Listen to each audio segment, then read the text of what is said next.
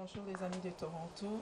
Aujourd'hui nous accueillons M. Wapiti qui nous vient de la Belgique. Beaucoup ne le connaissent pas tellement, mais c'est un homme de Dieu qui tient un grand ministère et qui amène un grand changement dans le monde spirituel et dans l'évangile de Christ en ce moment-ci.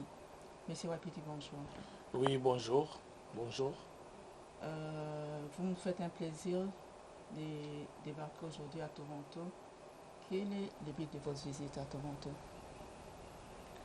Bon, premièrement, je remercie Hachem, le Dieu d'Israël, Zambian Pongo, Dieu Tout-Puissant, Maouezanang, le Dieu de nos ancêtres, qui a fait grâce que je puisse quitter la Belgique pour visiter l'Amérique. Et j'ai béni aussi tous les créatures de Dieu, les Congolaises et Congolais qui sont dans la diaspora, qui sont au Congo, à Kinshasa, et qui nous suivent en ce moment. Le but de mon voyage, normalement, j'étais au Texas, là où j'avais reçu une invitation pour enseigner la news christique. Et j'avais trouvé mieux aussi de prendre un peu 48 heures, de descendre et visiter Toronto, tellement il fait tellement longtemps que j'ai visité Toronto. Docteur Wapiti, vous nous avez dit que vous étiez à Texas pour enseigner la news christique. Mais apparemment, il y a beaucoup de doutes sur la news christique en ce moment-ci. Comment pouvez-vous nous expliquer la news christique en soi? Bon, elle vient d'où? Ça veut dire quoi? Est-ce que tout l'évangile que les apôtres nous ont amené ne valent pas la peine? Et la news christique, c'est celle qui tient en ce moment-ci? Non, les gens doivent comprendre, les frères et sœurs dans le Seigneur doivent comprendre que dans la Bible que nous détenons, il n'y a pas vraiment les enseignements que Jésus-Christ nous avait légués, que Jésus-Christ avait laissé aux disciples. D'ailleurs, je viens d'expliquer ça dans une émission que Pierre avait reçu l'église extérieure et Jean Lazare avait reçu la news christique. C'est ça qui avait fait la différence que nous remarquons que c'est Jean Lazare qui voit la grande vision apocalyptique, alors que Pierre n'avait pas vu cette vision-là. Donc c'est Jésus-Christ qui avait amené la news christique. Et la news christique, c'est quoi? La news christique, c'est la haute connaissance, la vraie connaissance de la personne de Christ. Alors quand on dit news, gnose, qui veut dire tout simplement connaissance. Et quand on met quelle connaissance christique? Et quand on voit Christ, c'est l'Esprit qui était descendu sur la personne de Jésus les jours de son baptême. Donc, et cette même news qui est descendue sur moi, et l'ange me dira que je vous donne la news christique pour aller enseigner le peuple congolais en particulier et le monde en général. Et ma mission doit commencer d'abord à enseigner le peuple congolais parce que quand nous voyons notre pays, quand nous voyons l'état spirituel de notre pays est en dérive. Elle est descendue sur vous. Si. Et vous nous parlez de Jean Lazare. Si. Et Jean-Baptiste, c'est qui? Jean Lazare, c'est qui? Je crois que nous nous perdons un peu là, docteur. Oui. Je viens d'expliquer ça dans une émission que j'ai fait pour expliquer les 3 Jean de la Bible. J'ai commencé à parler après la résurrection, Lazare qui était devenu tuile. La Bible ne l'en parle pas. Peut-être la Bible l'en parle, mais d'une manière codée. Okay. D'une manière codée. Mais si on lit la Bible d'une manière littéraire, d'une manière obvique, on se perd. C'est pourquoi nous, dans la news christique, on dit toujours, il faut entrer dans la 4e interprétation de la Bible, qui est une interprétation mystique et ésotérique. Donc là, on voit clair dans tout ce qui se passe. Comme j'ai posé, même les hommes de Dieu, cette même question, après la résurrection de Lazare, qui était devenu-il après? Quelqu'un qu'on a ressuscité des morts. Je crois qu'il allait être auprès de Jésus-Christ à tout moment. Mais peut-être il était auprès de Jésus-Christ à tout moment, mais la Bible nous parle de cela d'une manière cachée. Donc, c'est pourquoi j'avais eu la pensée d'expliquer un peu l'Église d'aujourd'hui qui est en dérive. Donc c'est une révélation. C'est une révélation. La news christique, c'est une révélation. La quatrième interprétation de la Bible, c'est une révélation. Parce que j'ai dit à mes étudiants, à mes élèves, à mes disciples de la news christique, nous avons deux Bibles. Nous avons la Bible de l'émanation et la Bible de la création. Ce que les gens ont, ce que les gens détiennent aujourd'hui, c'est la Bible de la création. La Bible qui a été rédigée, qui a été écrite pour la masse populaire. Mais la Bible de l'émanation, ça reste au ciel. Ça ne change pas. Cette Bible ne change pas. Docteur, une fois vous avez dit que l'être terrestre doit concorder avec sa similitude qui est au ciel. Donc cette news qui nous est apportée, vous basez vos enseignements sur quoi? Parce que vous avez dit que si la personne n'est pas connectée à son jumeau, selon, si on veut parler ça terre à terre, qui est au ciel, cette personne-là sera un peu incohérente. Vos enseignements sont basés sur quoi? Mes enseignements sont basés sur les créateurs de l'univers visible et invisible. Hein? Les créateurs de l'univers, le Père, que Christ disait toujours, moi et le Père, nous sommes un. Il dira à ses disciples, le Père m'a enseigné. Tout ce que j'ai fait là, j'ai fait selon ce que le Père m'avait enseigné. Et j'ai toujours demandé, même aux pasteurs, même à mes disciples, quel est ce Père-là que le Christ invoquait toujours, que le Christ allait toujours s'adresser. Qui était-il le Père? Qui était-il? Jésus dit, moi et le Père, nous sommes un. Le Père m'a envoyé. Il dit, tu as voulu ni sacrifice ni offrande, mais tu m'as formé un corps. Qui lui avait formé un corps? C'est le Père. Mais le Père là, qui est-il? Alors la gnose christique maintenant nous montre le Père. Le Christ est venu nous révéler le Père. La gnose christique est venue nous révéler le Christ. Le Christ nous révèle l'Esprit christique que vous appelez le Saint-Esprit. Le Saint-Esprit nous révèle le Père. Quand vous avez ces trois révélations, c'est fini. Vous êtes né de nouveau. Et quand vous êtes né de nouveau, la voie de l'ascension maintenant s'ouvre. C'est simple que ça. Beaucoup de monde vous contredisent, Dr Wapiti. La question se pose souvent autour des hommes de Dieu et autour des disciples, autour des croyants. Dr Wapiti, ange ou démon? Moi, je suis un ange de Dieu qui est venu sur la terre pour accomplir une mission. Et dès que cette mission sera accomplie, je retournerai là où j'étais avant, auprès du Père. J'ai toujours expliqué ça. J'ai toujours expliqué ça. Il faut que les gens entrent dans une dimension spirituelle pour me connaître. Pour me connaître que je ne suis pas un humain, quoique j'ai un corps humain, quoique je possède un corps corporel. Mais je ne suis pas humain. Je ne suis pas humain. Je suis venu sur la terre pour accomplir une mission. Et dès que cette mission sera accomplie, je retournerai chez le Père qui m'avait envoyé ici-bas pour accomplir cette mission. Et cette mission que je devais accomplir, premièrement pour le peuple congolais, en particulier, c'est la news christique que je suis en train de faire maintenant. Les gens, c'est pourquoi j'ai dit, et j'ai partagé avec la famille au Texas, j'ai dit, mais écoutez, quand quelqu'un se dit prophète, il parle que Dr Wapiti c'est un magicien, Dr Wapiti c'est un sataniste, Dr Wapiti c'est un occultiste, je comprends tout de suite que c'est un faux prophète, parce qu'il n'a pas pu découvrir la vérité de qui je suis exactement, alors que les vrais prophètes prophétisent la vérité sur ma personne. Monsieur Wapiti, la question vous est posée. Ange ou démon? Vous dites que vous n'êtes pas humain. Donc tout ce qui n'est pas qui n'a pas encore pris forme matérielle et esprit. Donc nous savons que nous avons deux sortes d'esprits. L'esprit de Dieu et l'esprit du diable. D'où vient ce doute? Pourquoi les gens doutent sur vous? Les gens ont douté sur Christ. Sur la divinité de Christ, les gens ont douté dans son époque. Et jusqu'à aujourd'hui, les gens continuent à douter. Et les gens qui doutent, c'est les gens qui n'ont pas reçu la révélation. Et la révélation, c'est un secret. Une fois, Jésus demanda à ses disciples qui étaient là à ses côtés, qu'est-ce que les gens disent de moi? Parce que vous, il y a des moments où vous allez voir les pharisiens. Il y a des moments où vous êtes avec des sadducéens. Il y a des moments où vous êtes avec les zélotes. Il y a des moments où vous êtes avec des scribes. Mais qu'est-ce qu'ils disent de moi? Qu'est-ce qu'ils disent de moi?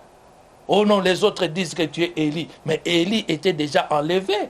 Comment ils avaient pensé que Jésus devait être Élie, Élie qui était déjà enlevé? Oh, les autres disent que vous êtes Jean-Baptiste. Mais Jean-Baptiste devenait d'être décapité. Comment ils pouvaient comprendre que Jésus devait être un Jean-Baptiste? Parce qu'il y a un secret là-dedans. Mais qui témoignera sur vous, docteur? Les pères.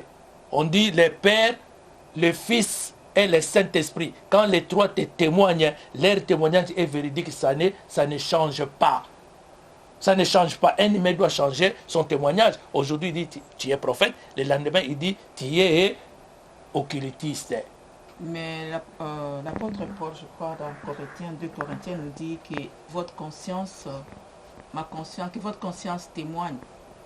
Est-ce que vous pouvez faire la similitude entre la conscience et l'esprit? La conscience de qui? Ma propre conscience. Quand quelqu'un dit que Dr Wapiti c'est un sataniste, mais moi dans ma propre conscience, je sais que je ne suis pas sataniste. Alors, mon pasteur m'avait enseigné ceci à Montréal au collège biblique apostolique Vie et Réveil. Mon pasteur me dira, pasteur Carbone, me dira, un jour on était à deux à son bureau, à Longueuil. Il me dit, écoute Pierre, quand il va commencer à faire le ministère, si les gens commencent à porter de faux jugements sur vous, si les gens commencent à vous accuser de ce que vous n'avez pas fait, si votre conscience ne vous reproche de rien, continuez à faire le ministère. Continuez à faire le ministère. C'est ça, c'est que je suis en train de voir aujourd'hui. Alors quand les gens m'accusent, je dis, montrez-moi la loge. Si nous allons dans la même loge que vous. Venez dire ça. Venez dire ça que je suis dans la même loge que Dr Pierre Wapiti. À minuit, nous allions dans telle loge. Moi, ma loge est céleste, là où j'ai été préparé, là où j'ai été enseigné avant que je vienne ici-bas. Donc, comme vous avez étudié à Montréal, c'est pour cela que vous revenez aujourd'hui au Canada?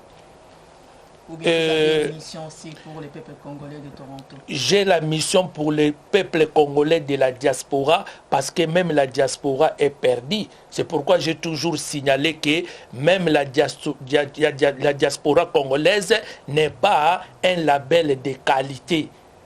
J'ai toujours signalé ça. Mais docteur, là, le bakabongo, on a dit qu'ils ont moins insulte. Non, non, ils ont insulté. Ils ont insulté. Tu vois, ils ont insulté, ils ont remarqué. Mais j'ai remarqué que chez nous, les Congolais, quand tu fais une remarque à une personne, c'est comme tu l'as insulté. Insulte, c'est autre chose. Remarque, c'est autre chose. Ce que moi, je remarque, que la diaspora congolaise n'est pas un label de qualité. Et est malade. Quand on regarde seulement le comportement, est-ce que la diaspora est unie? Je ne crois pas. Est-ce que nous avons une communauté congolaise très dynamique, très forte à la diaspora? Je ne crois pas. Je ne crois pas. Docteur, vous croyez que les enseignements de la gnose christique apporteront un changement dans la diaspora? Si c'est oui, est-ce que votre gnose christique, c'est une église, un secte, une doctrine, une philosophie? Comment vous déterminez la gnose christique? La gnose christique doit apporter les changements à l'individu. La gnose christique s'adresse à l'individu. Parce que c'est l'ensemble des individus qui composent la collectivité, la communauté. C'est pourquoi je vais d'abord commencer à enseigner les Quinoises et Quinois au Congo. D'ailleurs, au moment où je vous parle, il y a déjà des manifestations qui sont en train de se faire au niveau des 24 communes à Kinshasa.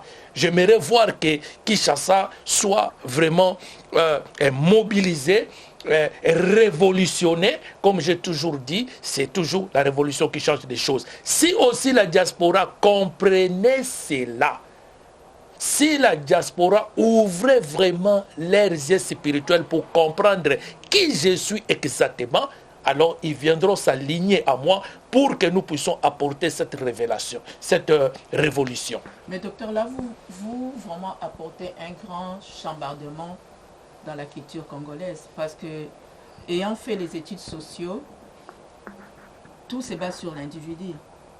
Mais chez nous, nous avons grandi dans les clans.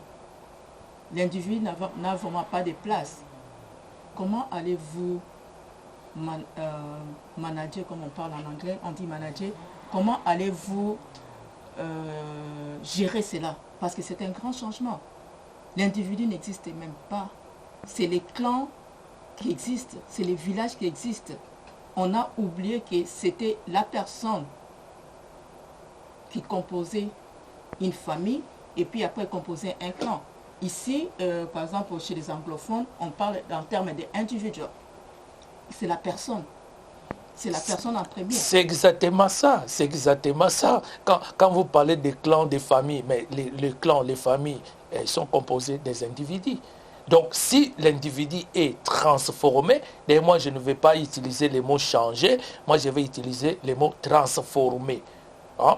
Transformé. Quand l'individu est transformé, imaginez, j'ai dit ça à Kinshasa, imaginez si on voit 2 communes, 3 communes se transformer, les gens qui composent ces communes-là transformées. Nous allons voir toute la République va se transformer. Mais il faut d'abord amener une idéologie, amener une autre forme de spiritualité. C'est ça la news christique. Moi je dis, bon, non, c'est une doctrine. Et la spiritualité qu'on nous a enseignée jusqu'à ce jour ne nous a amené nulle part si nous regardons l'état de nos compatriotes qui sont restés au pays et si nous regardons aussi l'état de nos compatriotes qui sont à la diaspora. Malgré les diversités des églises, malgré les églises congolaises évangéliques de toutes tendances qui sont implantées partout, mais nous sommes toujours pauvres.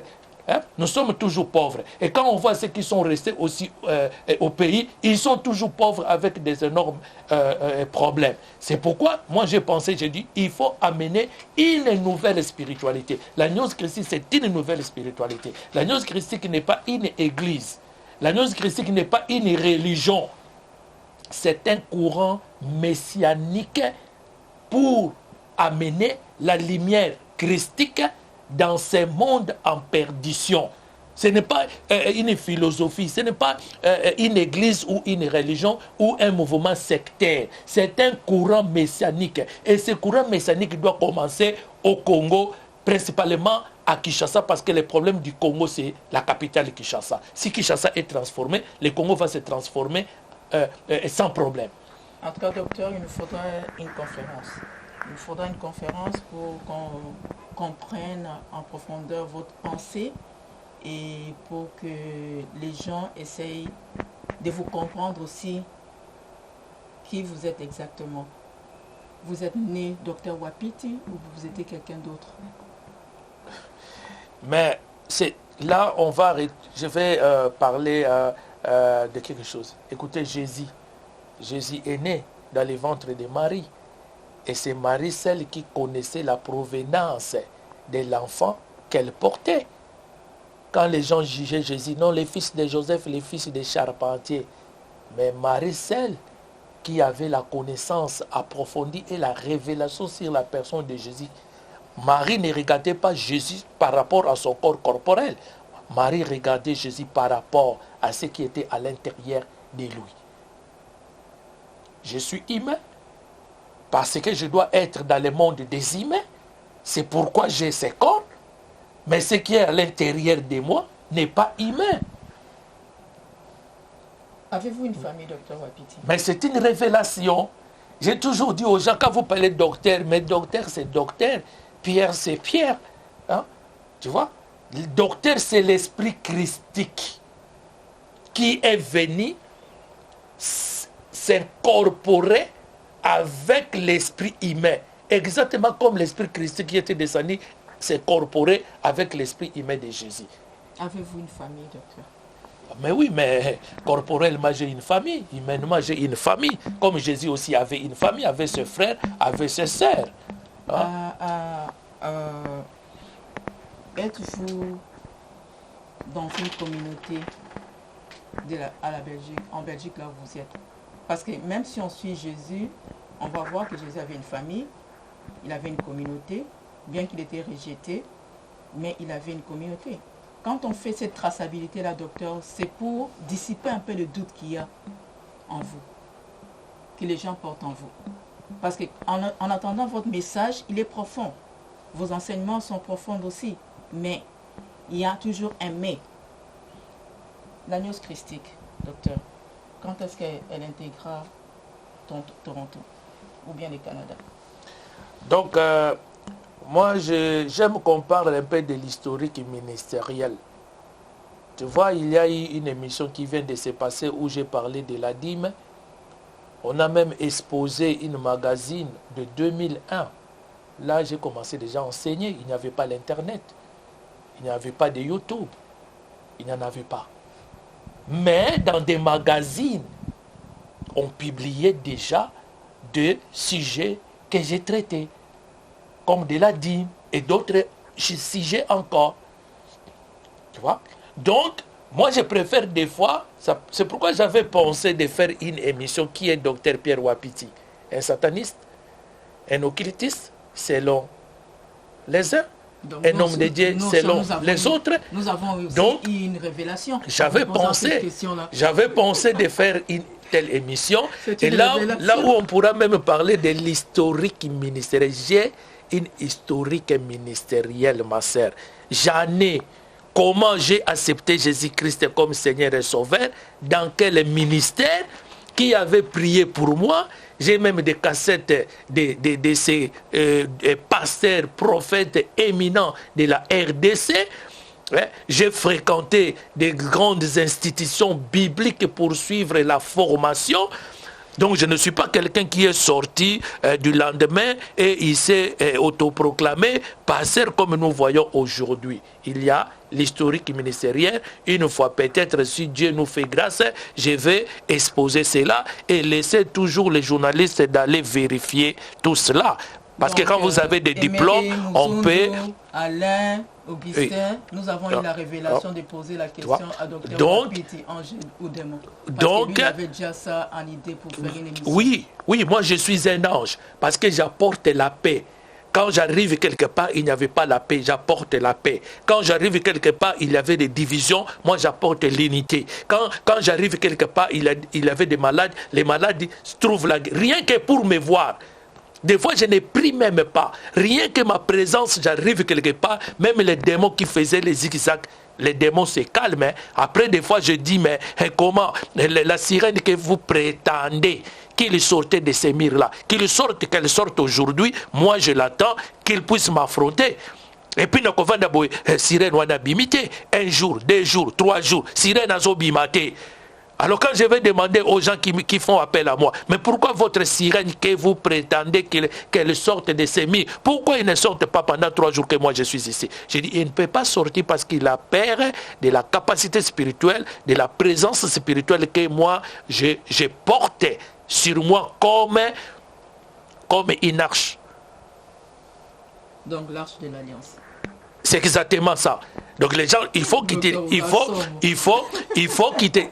tu deviennes arche de l'alliance parce que dans l'arche à l'intérieur, il y avait 3 choses. Il y avait le vase qui contenait la manne, vase d'or qui contenait la manne. Il y avait la verge d'Aaron et les 2 tablettes qui possédaient les 10 commandements.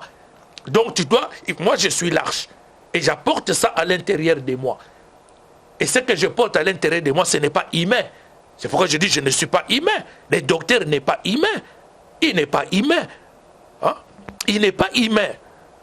Donc les gens, et mes frères et sœurs doivent comprendre cela. Sinon, moi je les invite à aller faire des jeûnes et prières, d'aller même dans des montagnes de Luzizi là-bas, ou d'aller dans les montagnes de Mangengengue pour aller chercher à savoir auprès de leur Dieu qui est exactement le docteur Pierre Wapiti et quelle mission qu'il amène pour le Congo. Comme j'avais souligné que sans la gnose christique, le Congo sera toujours perdu. Et sans la gnose christique, le Congo va à son éclatement. Docteur, je crois que même ici en Occident, les États sont en train de se resserrer. les gens se posent beaucoup de questions sur la vie, sur l'utilité de la vie, d'où nous venons et où nous allons. Il y a beaucoup de choses qui ont changé, même économiquement, ça ne va pas du tout. Pensez que la news christique amène la balance entre les traumatismes que les gens ont vécu et leur avenir. Ça amène aux gens de se détacher de certaines choses qu'on prenait comme si c'était les sommets de la vie. Et j'ai toujours dit, ma sœur, ça la news christique, que l'humanité sera toujours perdue. Ça la news christique, la vie d'une personne n'a pas de sens. Quand je dis ça avec force, avec conviction et avec autorité. Parce que c'est moi-même qui est la première à faire cette expérience. Et c'est pourquoi je viens maintenant parler aux élites. Parce que la barque, la porte doit être fermée. Hein? Ça va se passer comme c'était passé dans l'époque de Noé. Où Noé appelait les gens de venir entrer dans la barque et les gens ne voulaient pas. Jusqu'au jour où l'ange descenda pour fermer la porte. C'est ça ce qui va se passer. On va détruire ce monde. Ce monde sera détruit pour reconstruire un nouveau monde. Nous allons tout droit de cela. Docteur, vous pensez que le monde n'est pas encore assez détruit comme ça? Quand je parle de destruction, moi je parle vraiment d'une grande cataclysme qui va se faire où tous les mauvais, où tous les enfants du diable seront écartés, mis à l'écart pour toujours, pour reconstruire un nouveau monde. Et ce nouveau monde-là, qui sera maintenant dirigé par les élus. Donc Dieu entend que tous les élus entrent dans la barque. Et quand tous les élus vont entrer dans la barque, l'ange va descendre pour fermer. On va les amener pour les cacher quelque part, comme on avait caché les 9 personnes, sur les 8 personnes dans la barque, dans l'arche de Noé. Et après, il y aura ces cataclysmes-là. Nous allons tout droit à ces cataclysmes. Docteur, vous venez de Houston. Il y avait un grand ouragan, presque un cyclone Katrina, qui avait dévasté. Et où nous avons remarqué que les grands Amériques n'ont pas pu venir en aide à ces populations. Les gens ont dormi dans des stades pendant longtemps et ils n'ont jamais pu reconstruire. Nous avons eu l'expérience de la tsunami, où presque une ville a été rasée, comme si on regardait ça dans des films d'horreur de l'Apocalypse. Et quand vous parlez de Lazare, Jean Lazare, pensez pas que nous arrivons à la fin. Nous allons vers la fin. Les signes de la fin du temps se manifestent tous les jours. Vous comprenez? Quand un humain va aller coucher avec un animal pour mettre un enfant au monde hybride, mi-animal, mi-humain. Alors quand je vois ça, quand je vois que maintenant les médecins sataniques qui prennent les cellules couches d'un animal pour aller implanter dans le ventre d'une femme, et cette femme qui met les enfants chiens au monde, un humain qui porte les enfants chiens dans son ventre. Je comprends directement, je dis à mes frères que ce monde maintenant arrive à sa fin. Attendons-nous à un cataclysme qui va se faire. Les gens ne croient pas à tout ça. Ils pensent que c'est parce que c'est l'Internet, ce sont des montages. Ce n'est pas des montages. Mais c'est la même chose que c'était au temps de Noé, parce que Noé criait aussi. Nous arrivons vers la fin. Nous allons tout droit vers la fin. C'est pourquoi moi je dis l'agneau christique est venu pour les élites. Moi je suis venu pour les élites. L'agneau christique est venu pour les élites. Quand un élit entend cette cloche de l'agneau christique, il va venir s'aligner de lui-même. Parce que Jésus, n'oubliez pas, il a dit quoi? Mes brebis me connaissent. Et quand ils attendent ma voix, ils me suivent. Tu vois? Et l'agneau christique, c'est cette voix-là. Hein, qui fait sortir les gens qui étaient déjà de l'autre côté et les ramener maintenant à l'alignement. Et quand l'alignement sera fini, et Dieu va venir, va ordonner à l'archange Michael de venir récupérer les élites, aller les cacher quelque part, et après, Ils reviendront qu'après les cataclysmes. Docteur, dans ces temps de la fin, comme vous dites là, je crois que beaucoup d'hommes de Dieu reviennent aux mêmes prédications, aux mêmes enseignements que vous. Moi, je crois que, personnellement, je crois qu'il y a une classe d'élus, il y a certains enseignements des élus où les hommes de Dieu qui ont la révélation reviennent sur les mêmes socles, sur les mêmes rochers pour apporter cette parole-là aux enfants de Dieu. Et la plupart d'eux, ils sont comme vous. Ils viennent avec les mêmes messages. Mais comme au temps de Sodome, comme au temps de Noé, les gens ne font pas attention. Qu'est-ce qui fait que les gens sont si distraits? Mais parce que le maître de ce monde dit ténèbres a tout arrangé. Quand il y a l'Internet, tu vois, les gens passent beaucoup de temps à l'Internet. D'ailleurs, l'Internet qui est venu leur enseignant, sans se rendre compte que tout ce qu'on met à l'Internet à 80%, ce sont des faussetés pour dérouter les chrétiens. Pour dérouter les chrétiens. Et les gens sont branchés sur cela. Les gens disent que je n'ai pas besoin d'aller à l'église. Je n'ai pas besoin d'avoir un enseignant. Moi, mon enseignant maintenant, c'est le Wi-Fi, c'est l'Internet. Et il passe beaucoup de temps sans se rendre compte que 80% de ce qu'ils mettent à l'Internet là, c'est pour dérouter les chrétiens. Parce que n'oubliez pas, qu'est-ce que le nouvel ordre mondial dit? Il dit, le temps des poissons est terminé. Quand on parle de temps des poissons, c'est le temps de Christ. Le temps de Jésus est terminé parce que lui-même avait dit, je serai avec vous jusqu'à la fin du temps. Donc son temps est terminé. Maintenant, nous entrons dans les temps des verseaux. Vert et eau. Et c'est le temps d'une grande tribulation. C'est le temps d'une grande confusion.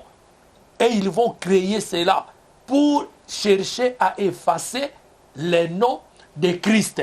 D'ailleurs, dans les jours à venir, ils ne vont plus continuer à publier des Bibles. Tu vois?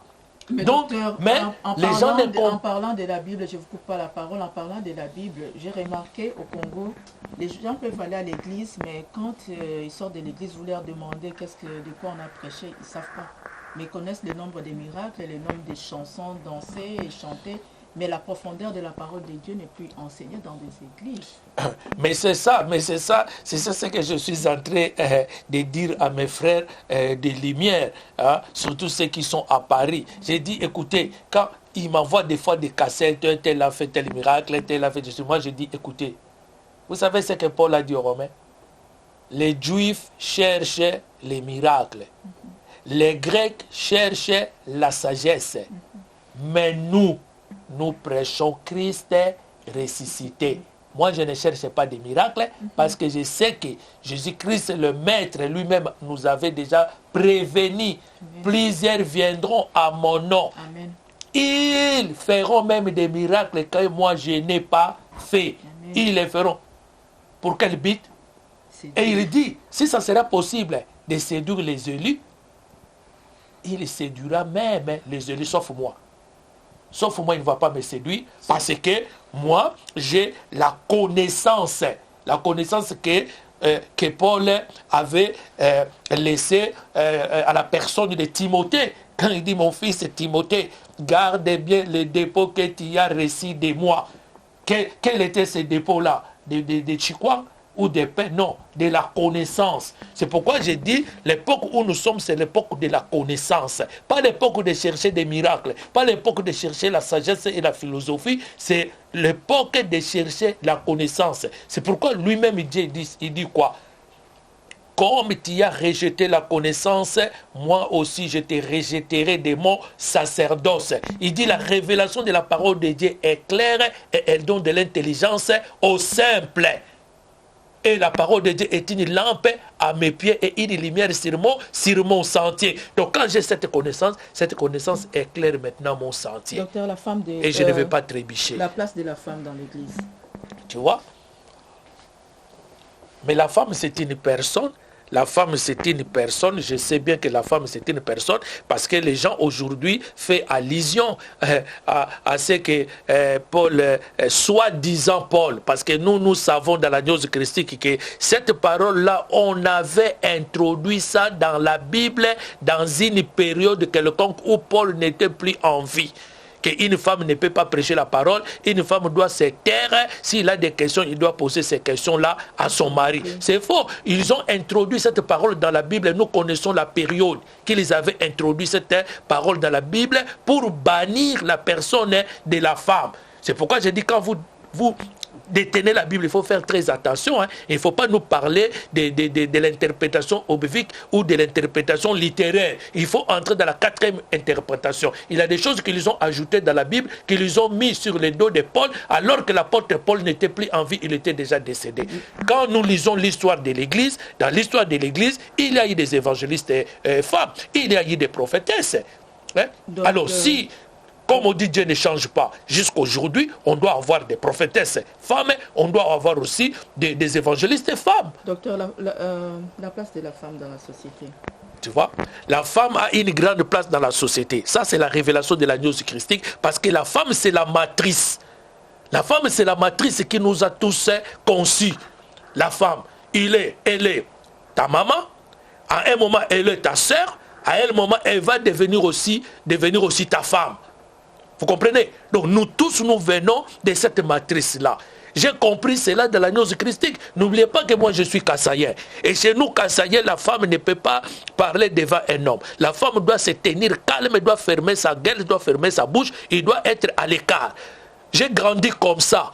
Moi, j'ai grandi comme ça. Mais c'est la gnose qui m'a transformé quand la gnose m'a révélé qui était une femme exactement. Et aujourd'hui, je place la femme devant. C'est pourquoi, ma sœur, même Mao dira, une bonne femme fait de son mari un bon travailleur. On dit, une nation qui néglige les femmes, cette nation est vouée à l'échec. Docteur, pourquoi donc la femme a une grande place dans la société. D'ailleurs, les Occidentaux, ils ont compris cela. C'est pourquoi ils mettent la femme devant, ils mettent l'homme derrière. Docteur, et les autres disent que c'est démoniaque. Docteur, pourquoi la femme est si détruite dans ces siècles et dans ces derniers jours? Mais oui, mais la femme a été déjà détruite depuis la création. La gnose christique nous explique cela. Pourquoi le diable s'intéressait à la femme et non à Adam, à Ève? Parce que le diable avait vu la lettre H que Ève possédait, la lettre de la procréation. C'est pourquoi le diable a pensé, mais non, si je récupère seulement la femme, moi aussi je vais commencer à créer mes propres enfants. Et c'est pourquoi il s'est intéressé à la femme. Vous comprenez? Donc la femme, c'est depuis le début du commencement. Mais avec la gnose christique nous montre qui est la femme exactement. C'est la matrice qui nous a tous conçus. C'est la matrice. Docteur, moi j'avais une révélation sur les rôles de la femme. Et je crois que la femme est détruite parce que les diables, l'ennemi, ne veut pas voir les enfants de Dieu être rachetés. Et ils savent que par la femme, la famille est détruite, les enfants sont détruits et il n'y a pas d'avenir dans tout ça. Nous allons parler de ça peut-être dans la conférence. Nous allons poursuivre cette conversation dans la conférence, avoir des enseignements approfondis où les familles seront assises et vous relèverez peut-être le rôle de la femme selon la révélation que vous avez eue. C'est quoi la place de l'enfant en ce moment-ci? L'enfant, c'est l'avenir du demain. En Occident les jeunes, au Congo. Et c'est pourquoi au Congo, moi, je vais beaucoup m'adresser beaucoup plus aux jeunes, à la jeunesse. Parce que la jeunesse, c'est l'avenir du demain. Quand la jeunesse est bousillée, quand la jeunesse est négligée, quand la jeunesse est foutue, et l'avenir, quel sera l'avenir? C'est pourquoi j'ai parlé à mes frères au Congo, adressez-vous beaucoup plus à la jeunesse. Parce que nous devons préparer la jeunesse pour l'avenir. Pour l'avenir. Tu vois? Et quand on détruit un jeune, quand on détruit la jeunesse, c'est-à-dire on détruit votre avenir. C'est ça ce que nous voyons au Congo. Les jeunes ne se retrouvent plus. Ils ont banni même l'éducation. Ils ont banni même notre niveau de scolarité. Ils ont banni les écoles qui devaient instruire les jeunes. Ils ont banni même les universités, les instituts supérieurs. Ils ont fait ça exprès pour que les Congo dans l'avenir, qui ne puissent pas avoir des jeunes bien formés, des jeunes intellectuels qui devaient défendre leur nation. C'est ça ce que les Blancs ont fait pendant la période où les Noirs, de la colonisation, où les Noirs étaient rien, où on poussait les enfants des Noirs d'aller faire le métier et que de suivre la voie intellectuelle. Donc c'est ça ce qu'ils ont fait aujourd'hui. Donc nous devons défendre la jeunesse. Et quand on parle de la jeunesse, on voit les enfants. On voit les enfants. Mais quand je vois ce qui se passe en Europe, c'est ici en Occident, avec la diaspora, j'ai parlé de cela. Hein? On vous donne l'argent pour s'occuper des enfants. Vous, la maman, vous prenez cet argent-là pour en faire votre bien privé, pour acheter vos histoires et vous délaissez vos enfants comme ça. D'ailleurs, vous mettez même les enfants dans des écoles qui ne prodiguent pas vraiment de vraies éducations scolaires. Rien que pour que cet argent-là vous serve des biens privés. Et d'ailleurs, il y a même les hommes qui se battent avec leurs femmes les jours où cet argent-là est payé. C'est une cause de beaucoup de divorces en Occident. Hein? Docteur, c'est ça ce que j'ai dit, que la diaspora est malade. Beaucoup de générations a été détruit au Congo parce que ça fait des années où les gens ne sont pas scolarisés. Moi, je ne vais pas toujours dans l'idée où les Français font tout. Parce que dans le temps, nos ancêtres, dans les villages, ils ne parlaient pas français. Mais les enfants étaient éduqués. Il y avait du respect, il y avait du savoir-vivre. Les gens travaillaient dans les champs ou bien faisaient du troc et ils échangeaient leurs produits. Et le monde allait bien. Mais avec tout ce qui a été détruit, parce que je crois que l'enseignement, la scolarité aussi a détruit aussi beaucoup dans la culture africaine. Et maintenant que la scolarité a été détruite pendant longtemps, nous avons des générations d'enfants de la rue, nous avons des générations de bandits, nous avons des générations des assassins, nous avons des générations de criminels. L'Occident a reconstruit à partir des fautes qu'ils ont constatées. C'est pour ça que nous avons des organismes, nous avons des foyers de jeunes, nous avons des foyers pour le moment. Vous allez au Congo maintenant. À partir des erreurs, vous pensez que le Congo va reconstruire? C'est une question de volonté politique. Parce que c'est les politiciens d'abord qui nous gèrent. Hein? Mais docteur, vous oubliez que ce que vous faites, c'est plus que la politique. Les problèmes, c'est quoi? Tous ceux qui travaillent à la politique maintenant au Congo, la majorité sont de la diaspora. Quand je dis que la diaspora est malade, on voit comment ils se comportent pendant qu'ils ont eu le pouvoir. Ceux qui sont là-bas, ce sont des professeurs des universités. Hein? C'est depuis l'époque du président Mobutu. Il était allé à l'université pour récupérer ses professeurs, croyant que ces professeurs-là allaient redresser les choses. Rien. Et ça continue même jusqu'au président Kabila, même jusqu'à maintenant là. On nous parle toujours des professeurs. Il est professeur d'université, il est professeur de ceci, il est professeur de cela. Quand il parle la langue française, vous allez voir comment vraiment il est en train de manipuler cette langue de Molière. Mais en regardant comment il gère des choses, c'est comme des vauriens.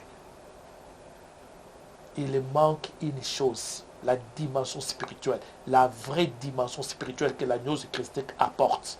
Nous allons arrêter par là.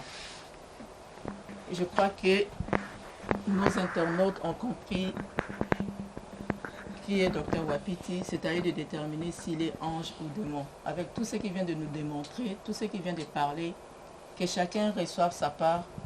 Alain, je crois que tu vas véhiculer ces messages.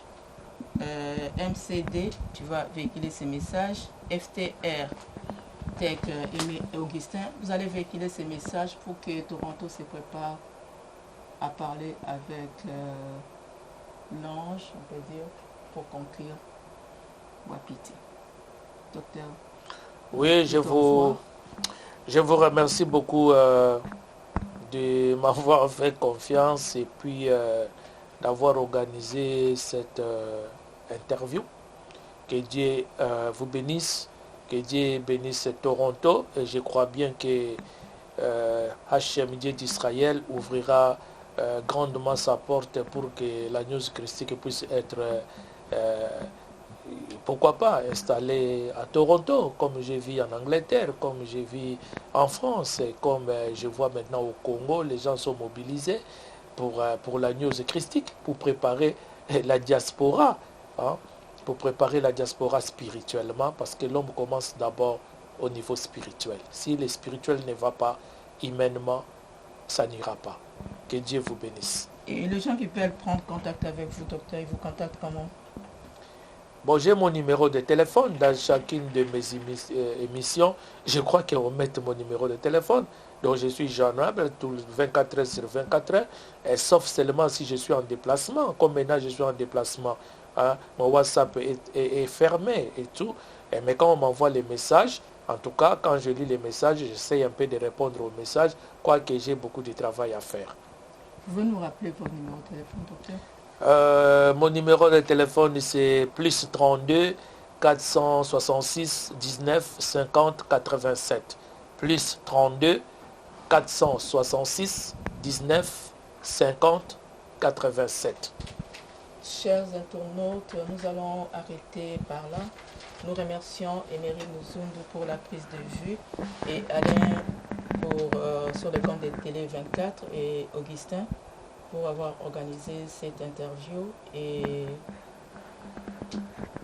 le mot sera que nous soyons conscients d'où nous venons et où nous allons.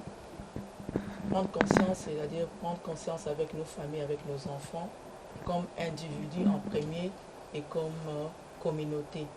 Nous remercions Alain sur Télé 24, Augustin sur FTR Tech et Emery Muzundu pour la prise de vue. Et il nous a organisé cet entretien avec M. Wapiti, Dr Wapiti, parce que nous venons de le découvrir, un homme de Dieu, un ange. Et je crois que tous nous avons compris la portée du message et des enseignements de la news christique. Et nous pensons que le docteur nous arrangera un temps en 2020 pour que Toronto aussi puisse les recevoir et recevoir aussi ces enseignements de la news christique.